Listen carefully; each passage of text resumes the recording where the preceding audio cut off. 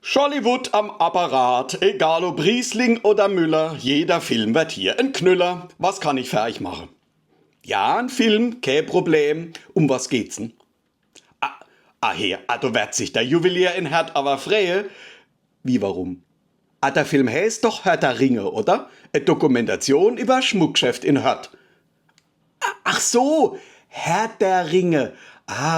Und um was geht's? Was? Zwei Hobbits auf gefährlicher Abenteuerreise, die einen Ring in den Vulkan werfen müssen. Aller Hobbits, was soll's? Aber, und was sind Hobbits? Kleine, barfüßige Männer.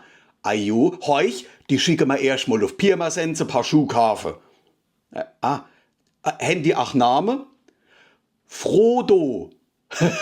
Frodo ist gut.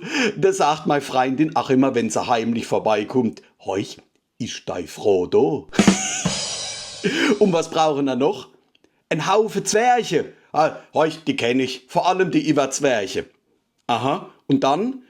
Ein Zauberer. Gandalf. Aha. Der ruft: Ihr kommt nicht vorbei.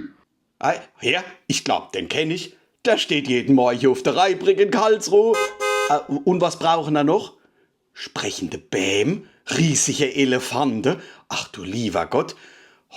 Da müsste ich erst im Landacher Zoo anrufen und fragen, wie groß denn ihr ein Elefant ist. Ihr wollt doch gar nicht drehen. Wo dann? Was? In Neuseeland? Sind ihr dann blöd? Es geht doch viel billiger im Pelzerwald. Wie? Keine Vulkane. Heuch, die sollen nur auf den Betzenberg in Lautre grotle und den Ring dort schmeißen. Dann hat der FCK zwar immer noch keinen Pokal, aber ein Ring ist schon auch etwas. Verstehst? Wie lang soll denn das gehen?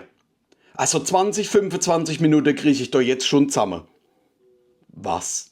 3 Stunden? Oh leck. Ich wär verrückt. Was? 3 Däle mit jeweils 3 Stunden? Wer soll denn das gucken so lang? Da wird ja der Scholle warm. Also heuch, ich glaub, das ist eine Schnapsidee. Das sind ja bei mir falsch, weil ich mach bloß echte Blockbuster. Na, Servus.